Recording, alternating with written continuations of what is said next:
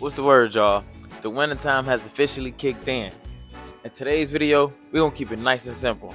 I'm gonna show y'all how I keep big worm temperatures and his immunity on point for these cold months that's coming up. Nothing too major, just real snake ownership. Let's get right into the video. This is my first real winter with big worm. Even though I got my mans back in late January, early February, that's more towards the end of the winter. This is at the beginning of the winter. And something that I'm noticing is that the temperatures are gonna drop in your crib way faster than what you think. And that's gonna cause his temperatures in his closure to drop.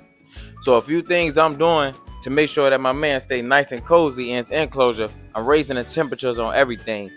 His heating mat and on that ceramic heat emitter. So on his cool side, I like for his cool side to stay around that 70, 75 to 77, a sweet spot. I like for his cool side to read that. The ambient temperature, if I'm saying that word right, the middle of his enclosure, I like for that to read like 80, 86 to like 90. I like that to read around there.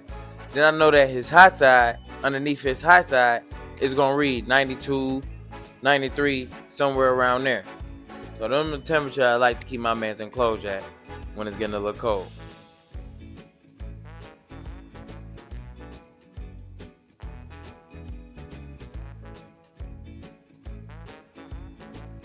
Another thing I did to make sure my man stay nice and cozy as an enclosure is I added my son when he was a newborn his sheet, his cover on top of his enclosure to keep the heat inside of his enclosure, because I got a mesh screen, and with that mesh screen all the heat is be coming right out. But with that cover on top of there, that make the humidity dry out way faster.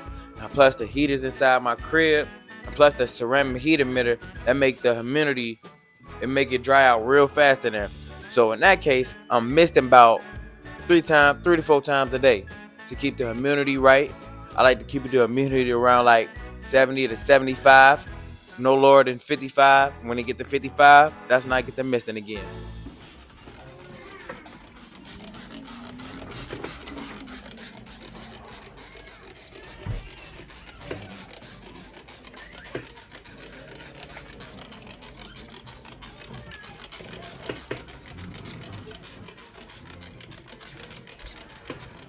So if you got a snake, don't overthink the winter. Just make sure that the temperature is on point and make sure that the humidity is on point. Because you don't want the enclosure to be too wet or you don't want it to be too dry. Either of those is bad. Too wet, he can get scale wide. Too dry, he gonna have some respiratory problems. So you want to make sure that his enclosure is on point as the weather changes. And make any other little adjustments you need to make as the weather changes too. Like with a cover or a towel or some aluminum foil or whatever you decide to use to make sure that all the heat ain't getting sucked out if you got a mesh screen.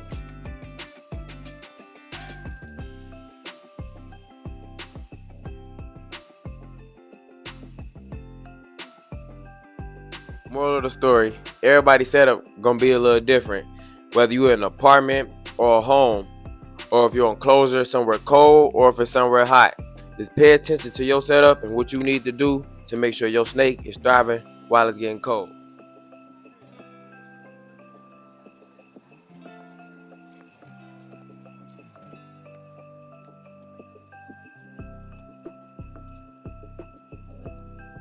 Now that's it for today's video. Nothing too serious, just real snake ownership. Now if you've been walking with a big worm and our Unraveled journey, hit that like button. And you could drop a comment and let me know what your winter setup look like for your snake. I'm Juice, and this is Unraveled, and I'm gonna get up with y'all in the next one.